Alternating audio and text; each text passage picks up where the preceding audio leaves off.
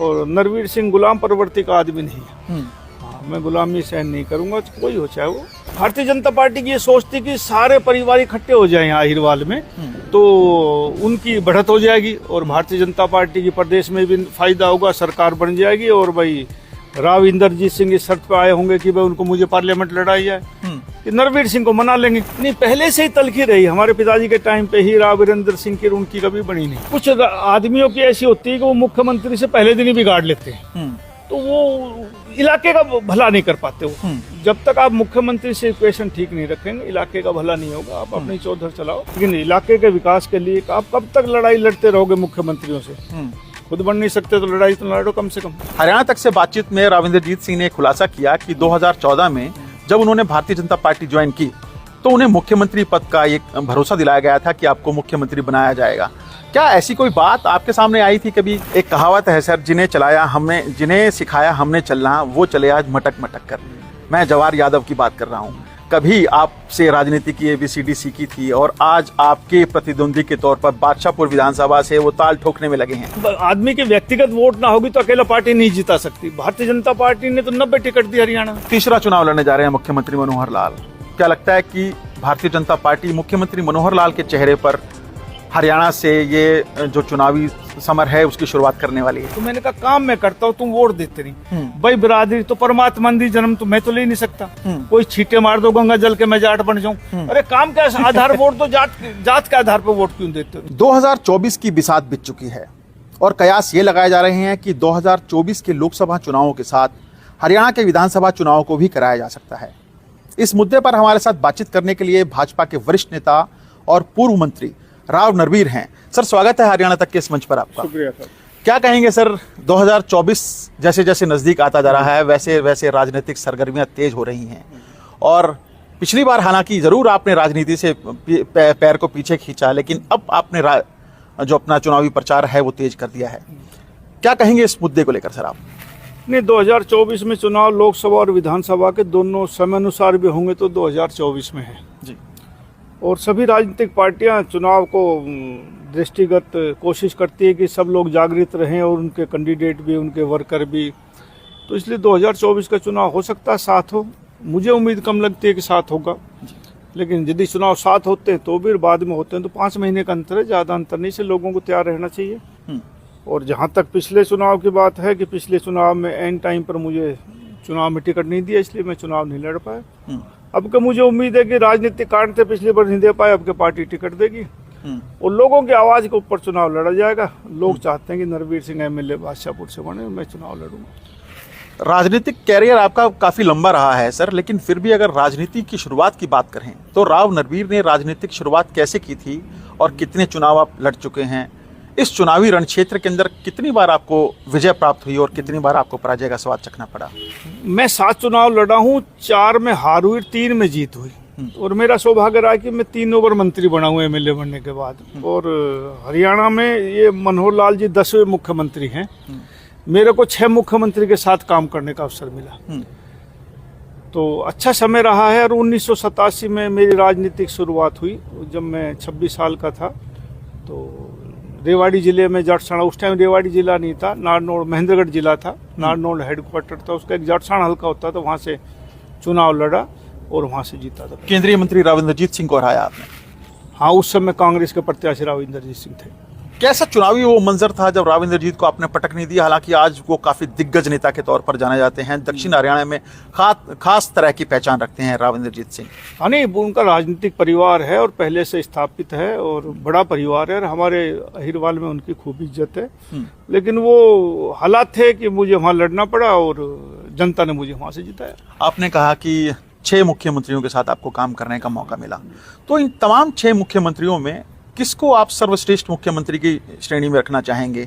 बंसीलाल जी के साथ भी आपने काम किया न, बंसीलाल जी के समय भी काम किया हमने, मास्टर हुकम सिंह जी के भी टाइम में काम किया और बनारसी दास जी के भी, चौधरी देवीलाल के, ओम प्रकाश चौटाला के भी और माननीय मनोहर लाल जी के भी।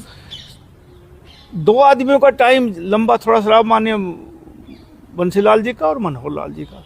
दोनों ने अपने समय पर अच्छे काम किए। मैं किसी को ये कहूँ कि ये काम उसने अच्छा नहीं किया, सब ने अपने अपने समय पर सही काम किया। बंसीलाल जी के साथ आपका सर कैसा राजनीतिक अनुभव रहा था? मंत्री थे उस सरकार में भी आप, कैसा राजनीतिक अनुभव रहा और क्या क्या विकास की जो बयार थी जिसकी बात की जाती थी, बंसीलाल जी एक सख्त मुख्यमंत्री के तौर पर भी जाने जाते थे? बंसीलाल जी सख्त तौर पर जाने गए 68 से 75 तक, जब तक वो मुख्यमंत्री 7 साल का उनका टेन्योर रहा। उसके बाद वो डिफेंस मिनिस्टर बन के चले गए, जैसे इमरजेंसी लगी वो भारत के रक्षा मंत्री बन गए और यहाँ उन्होंने बनारसी दास जी को मुख्यमंत्री बना दिया। उस समय में हम बहुत छोटे थे, तो हमें बस ये पता लगता है कि भाई बंसीलाल जी ने सड़कें बनवाई, बिजली पहुंचाई, पानी पहुंचाया, नहरें बनवाई, ये काम उन्होंने अपने समय में किया।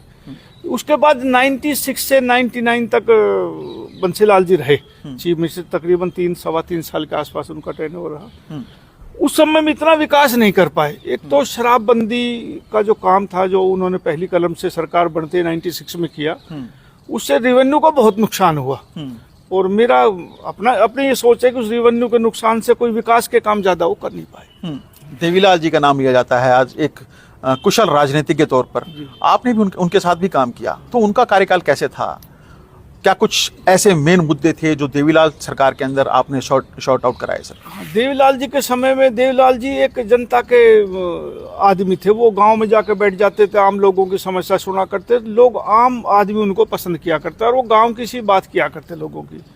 उनकी आज भी एक पहचान है कि देवीलाल ने वृद्धावस्था पेंशन शुरू करी और देवीलाल जी आम जनता से जुड़े, वो बात किया करते। हम छोटे थे, शुरू में चुनाव लड़े थे तो कहता था कि वो पिताजी का नाम लेकर बात क्या करते हैं, अरे महावीर वाले सुन कि गांव में एक नोट और एक वोट मांगनी है। तो हम कहा करते जी चौधरी साहब एक नोट का क्या मतलब? बोलना एक नोट का मतलब 1 रुपया ही नहीं है। जो 1 रुपए से जुड़ेगा, कोई 10 देगा, कोई 11 देगा। उस टाइम 100 रुपए की बहुत कीमत थी 87 में। यदि गांव में कोई 1100 रुपए पूरा गांव डाल दे तो बहुत बड़ी बात होती। तो बोलना कोई 1 रुपए नहीं देगा, लेकिन ये एक कहावत है कहने के लिए कि भाई 1 वोट और 1 नोट दो तो सब पैसा देंगे, और जो पैसा भी देगा वो वोट भी जरूर देगा। तो ये लोगों के जुड़ने का एक साधन था। ओम प्रकाश चौटाला के साथ रिश्ते काफी तल्ख रहे हैं आपके, क्या उस तल्खी की वजह थी? क्या आपका राजनीतिक अनुभव कम था या फिर राव नरवीर जी ने जो सोच लिया, जो ठान लिया, वो करना ही करना था? हाँ, कुछ नादानी भी लगा लो और कुछ सोच लिया वो करने के मन में आ गया। चौधरी ओम प्रकाश चौटाला अपने तरफ में एक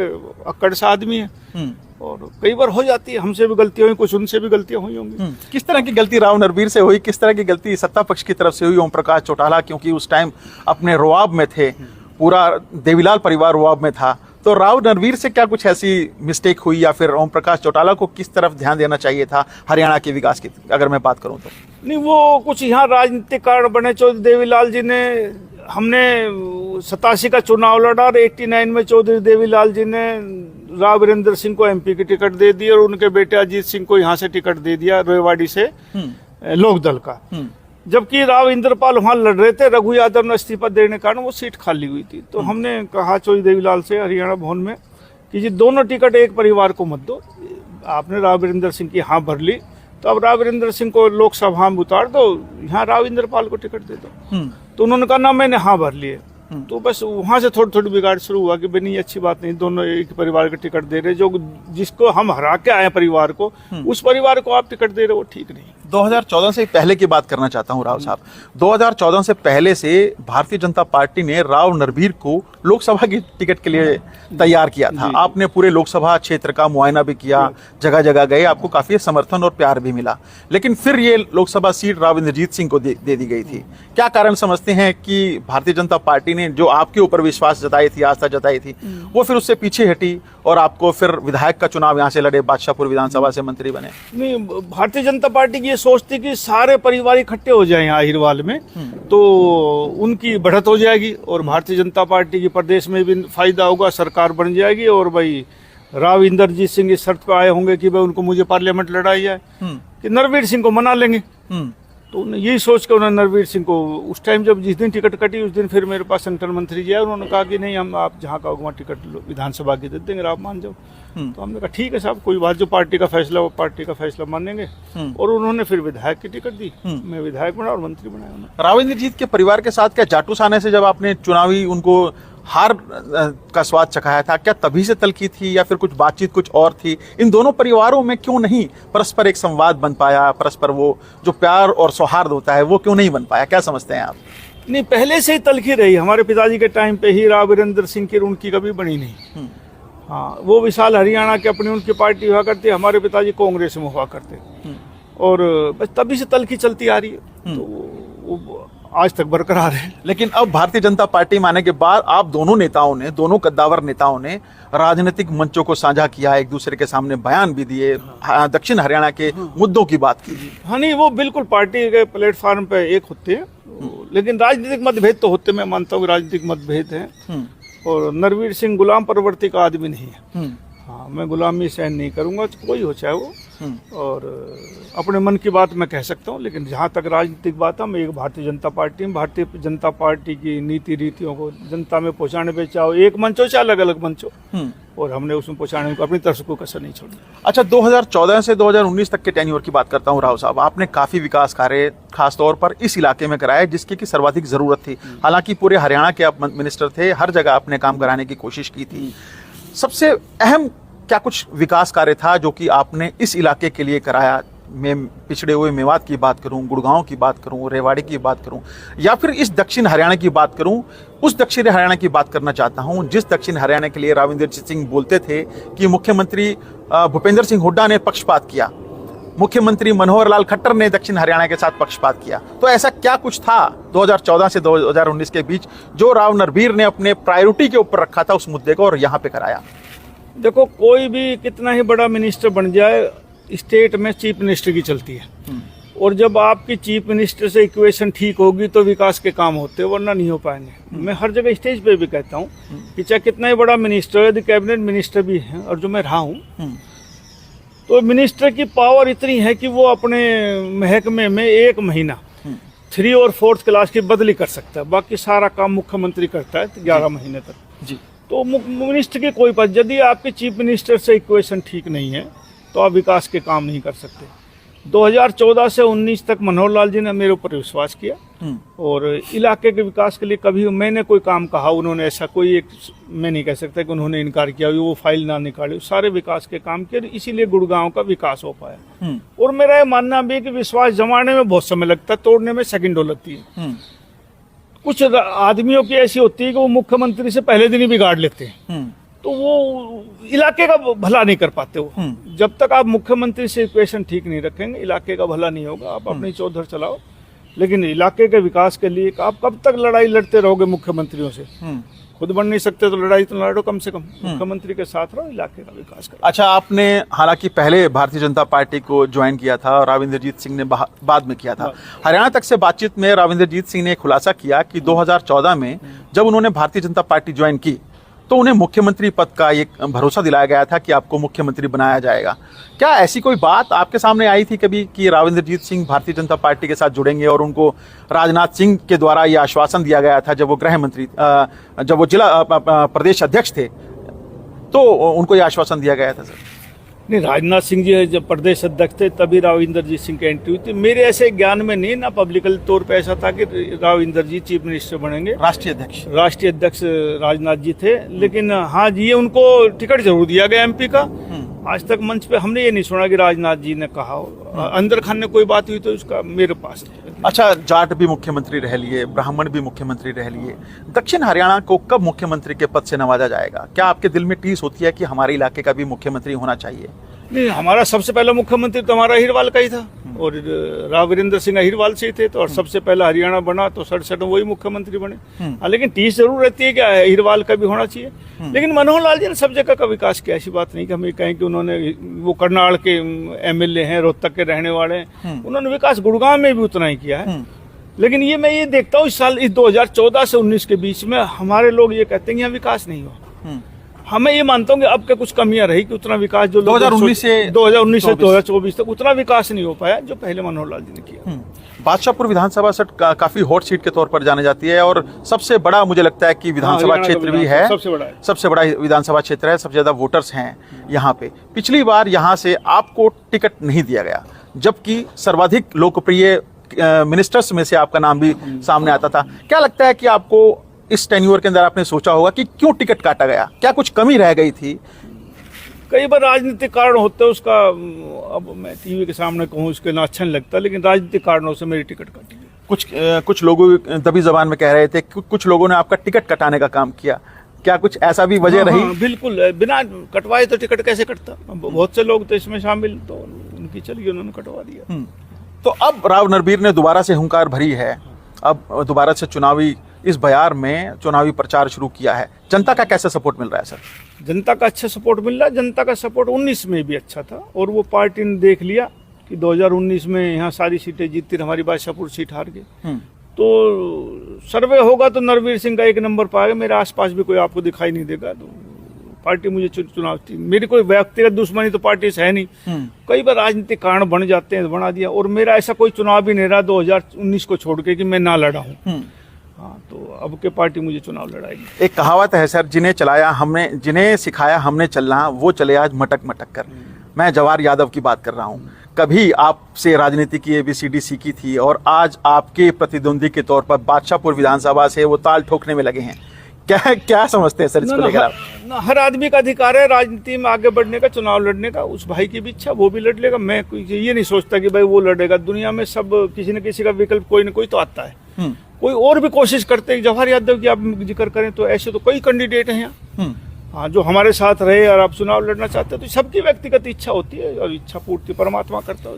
अच्छा, पिछली बार 2019 से इस 24 तक के टेन्योर के अंदर भारतीय जनता पार्टी को करारी हार का सामना बादशाहपुर विधानसभा से करना पड़ा। सर, आप तो राजनीतिक समझ रखते हैं, क्या कुछ वो कारण समझते हैं कि भारतीय जनता पार्टी के उस उम्मीदवार को नकार दिया, हालांकि आपने भी उनको सपोर्ट किया था?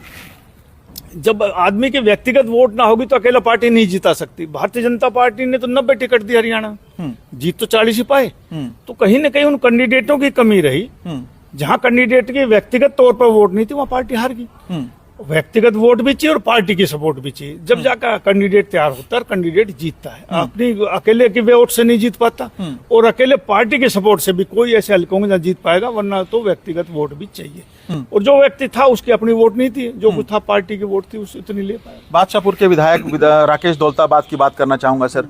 जब वो शुरुआत में 2-3 चुनाव हारे, उसके बाद से लगातार सोशल मीडिया पर सक्रिय थे, जनता ने उन्हें मौका दिया। क्या समझते हैं कि कितना विकास बादशाहपुर में होना चाहिए था? अब तो उन्हें कृषि का भी चेयरमैन बना रखा है सर। क्या लगता है कि उम्मीदों पर खरा उतर पाए वो विधायक साहब? मैं ये तो नहीं कह सकता उम्मीदों पर खरे उतर पाया ना उतर पाया, ये तो बादशाहपुर की जनता बताएगी अगले चुनाव में कि क्या हो पाया। लेकिन मैं अब जहाँ जाता हूँ, जिस गांव में मैंने दौरे शुरू किए हैं, तो वहाँ तो तकरीबन गांव की हाजिरी होती है, और लोग कहते हैं भाई आपके चुनाव लड़ो आप, और हम आपको जिताएंगे। तो मुझे लगता है कि उसकी कोई न कोई कमी रही होगी जो लोग इतने इकट्ठे हो रहे हैं। वरना सिटिंग MLA हो जनता, और ऐसी सरकार में जो अल्पमत में हो और उसका समर्थन दे रखा, और फिर वो काम ना कर पाए उतना जिससे लोग प्रसन्न ना हो पाए, क्योंकि पैमाना तो राजनीति में लोगों का ही है। यदि लोग राजी हैं तो विपक्ष के उस प्रोग्राम में दूसरे कैंडिडेट के में क्यों जाएंगे। तो मुझे नहीं लग रहा था राकेश दौलताबाद भाई अब के कामयाब हो पाएगा। अच्छा, गठबंधन को लेकर भी तमाम राजनीतिक दल, चाहे भारतीय जनता पार्टी के नेता हों, मंत्री हों, या फिर जो कांग्रेस से भाजपा में गए थे, चाहे चौधरी वीरेंद्र सिंह की बात करूं, दुष्यंत चौटाला के साथ गठबंधन को लेकर काफी गंभीर सवाल उठाते रहते हैं। आपको क्या लगता है कि गठबंधन में चुनाव लड़ना चाहिए, या फिर भारतीय जनता पार्टी खुद सक्षम है चुनाव लड़े और चुनाव जीते और एक मत से सरकार बनाए, पूर्ण बहुमत की सरकार बनाए? नहीं, पूर्ण बहुमत की सरकार बनाए, ये सभी पार्टियों की अपनी अपनी इच्छा होती है, चाहे कांग्रेस हो, बीजेपी से और कोई क्षेत्रीय दल हो। लेकिन बदकिस्मती से भाजपा की सरकार 2019 में पूर्ण बहुमत से नहीं बन पाई। वो एक मजबूरी थी, सरकार चलाने के लिए इनका समर्थन लेना जरूरी था। लेकिन जितना बदनाम सरकार इस समझौते से हो पाई, उतना शायद नहीं हो पाती। यदि भाजपा की सरकार 4-5 MLA और आ जाते तो और विकास के काम करते। मनोहर लाल जी की भी मजबूरी है कि संगठन के साथ समझौते में 2 जब बैल चलेंगे तो थोड़ा सा दिक्कत तो आती है। और गठबंधन मेरे हिसाब से हरियाणा की जनता को कबूल नहीं है गठबंधन। तीसरा चुनाव लड़ने जा रहे हैं मुख्यमंत्री मनोहर लाल। क्या लगता है कि भारतीय जनता पार्टी मुख्यमंत्री मनोहर लाल के चेहरे पर हरियाणा से ये जो चुनावी समर है उसकी शुरुआत करने वाली है? ये मैं नहीं कह सकता, ये तो राष्ट्रीय नेतृत्व ने फैसला करना है। लेकिन जहां तक और प्रदेशों का चुनाव हुए, वहां भी जैसे 3-4 बार के मुख्यमंत्री शिवराज जी चौहान थे, उनको भी नहीं बनाया। और राजस्थान में वसुंधरा जी 2 बार की चीफ मिनिस्टर थी, उसको तीसरी बार नहीं बनाया। ऐसे ही है कि ये तो राष्ट्रीय नेतृत्व ने फैसला करना है कि किसके नेतृत्व में चुनाव लड़े। लेकिन भाजपा की संभावनाएं इन 4-5 स्टेटों के चुनाव के बाद लोगों में बढ़ी है। हरियाणा में थोड़ा सा बदलाव दिख रहा था, लेकिन इन चुनावों के बाद लोगों के मन में आई है कि भाजपा तीसरी बार सरकार बनाएगी। मुख्यमंत्री तो राष्ट्रीय नेतृत्व डिक्लेयर करता है कि किसके नेतृत्व में चुनाव करेंगे, कमल का फूल होगा, मनोहर लाल जी या कोई XYZ तीसरा कोई होगा, वो पार्टी का नेतृत्व ऊपर वाला फैसला करेगा। और मुझे लगता है कि लोगों में अब सहानुभूति है और भाजपा सरकार बनाएगी। राव साहब, ये कांग्रेस तो कह रही है इब की बार हुड्डा सरकार। आप रोज मंचों पे देखते हैं, रोज आप टीवी पे देखते हैं, अलग अलग दल, कांग्रेस में भी चल रहे दल में भी दल है। एक गुट कहता है कि नहीं विधायक दल फैसला करेंगे, दूसरा आके कहता है नहीं राष्ट्रीय नेतृत्व फैसला करेगा, तीसरा कहता है कि नहीं चुनाव से पहले कोई मुख्यमंत्री डिक्लेयर नहीं होगा। तो कांग्रेस में तो टूट फूट ज्यादा है। मुझे नहीं लगता कि एक के नेतृत्व में चुनाव लड़ेंगे और फिर उन कांग्रेस पार्टी के नेतृत्व के ऊपर की मर्जी किसको डिक्लेयर करेंगे। राव नरबीर किन मुद्दों को लेकर चुनाव के बीच में जाने वाले हैं सर? हमारे अहिरवाल में बहुत से मुद्दे हैं जी। हमारे अहिरवाल में काम अभी बाकी है, बहुत काम भाजपा ने किए, लेकिन अब भी काम पर समय अनुसार काम तो चलते रहेंगे। राव नरबीर सिंह अपना मुद्दा ये लेके जाता है कि भाई हमने 2014 से 19 तक खूब विकास के काम किए और आप लोगों ने शक्ति दी, तो इस इलाके की भलाई के लिए जो कुछ मैं कर सकता हूँ वो करूंगा। राव नरबीर ने एक राजनीतिक मंच पर जाटों को लेकर भी एक बयानबाजी की थी, तो क्या इस चुनाव में इस तरह की बयानबाजी पे साथ रहेंगे या फिर राजनीतिक अनुभव बहुत कुछ सिखाता है? नहीं, बहुत कुछ सिखाता है राजनीतिक अनुभव भी, और मैंने वो बात कही, वो गलत भी नहीं की। मैं आज भी मानता हूँ आपके सामने कि मैंने ये कहा था, हमारे गांव है इस्लामपुर, राजीव चौक के साथ ही गांव है। हमारी एक यात्रा चल रही थी महात्मा गांधी जयंती के उपलक्ष्य में, तो उस दिन वो यात्रा वहां आई। तो वो कभी जमाने में आज से 30, 40, 50 साल पहले वो एक पंचायत होती थी, हमारे पिताजी सरपंच होते थे, ब्लॉक समिति के मेंबर बने, चेयरमैन बने, जिला परिषद के बने, MLA बने, तो सब गांव वाले जाटों का गांव है। तो मैं 2-3 चुनाव लड़ा हूँ, सोना से लड़ा, जब सोना विधानसभा में था तो मेरी बहुत कम वोट थी। उसके बाद मैं 2009 में लोकसभा का चुनाव लड़ा तो कम वोट दी। फिर 2014 में विधानसभा का चुनाव लड़ा तो 3400 या 3300 वोट थी, मेरे को 340 वोट मिली। तो उस दिन यात्रा में आदमी बहुत थे और भाई गांव के भी आदमी बहुत खड़े थे वहां। तो मैंने उनसे कहा कि ताऊ चाचा ताऊ, तो हम हर बार कहते हो कि यार राव मोहर सिंह बहुत अच्छा, मेरे दादाजी के बारे में कहते हैं।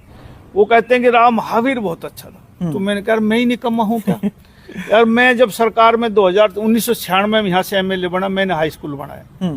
उसके बाद तुम्हारे 10 साल ओम प्रकाश चौटाला 6.5 साल रह गए, और चीफ मिनिस्टर ये अपने हुड्डा साहब 10 साल रह गए। तुम्हारे काम अब भी अधूरे रह गए, तुम कह रहे स्कूल बनाओ, और मैंने ही अब मनोहर लाल जी को कह के 12वीं का स्कूल बनाया। तो मैंने कहा काम मैं करता हूँ, तुम वोट देते नहीं। भाई बिरादरी तो परमात्मा दी जन्म तो मैं तो ले नहीं सकता, कोई छींटे मार दो गंगा जल के मैं जाट बन जाऊं। अरे काम के आधार वोट दो, जात के आधार पर वोट क्यों देते हो? तो लोगों ने ये मन बनाया अब कि मैं हर गांव में गया हूँ, और मैंने कई अभी जाटों के गाँव की है, पूरी हाजिरी होती है, और वो कहते नहीं अब हम काम के आधार पर देंगे वोट और आपको वोट देंगे। और मुझे पूरी उम्मीद, मैं आपके माध्यम से कह रहा हूँ कि जाट बिरादरी अपने गांव में किसी में हारने नहीं देगी मुझे।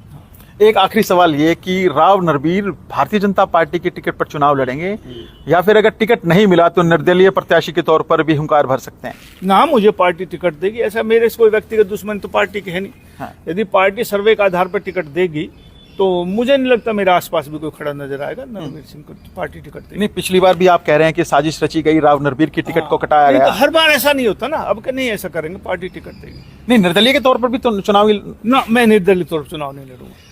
तो ये हमारे साथ पूर्व मंत्री राव नरबीर थे, जिनका कहना है कि अगर पार्टी टिकट देगी तभी विधानसभा का चुनाव लड़ेंगे। निर्दलीय प्रत्याशी के तौर पर ये किस्मत को नहीं आजमाने वाले हैं। हाँ, 2014 से 2019 के बीच में कुछ लोगों ने जरूर कोशिश की थी टिकट कटे, लेकिन 2019 से 2024 के इस टेन्योर के अंदर ये सफल रहे थे, टिकट जरूर कटा था। लेकिन अब पूर्व मंत्री को ये उम्मीद है कि भारतीय जनता पार्टी न केवल उन्हें टिकट देगी बल्कि भारतीय जनता पार्टी की पूर्ण बहुमत की सरकार हरियाणा में बनने जा रही है। कैमरामैन जितेंद्र शर्मा।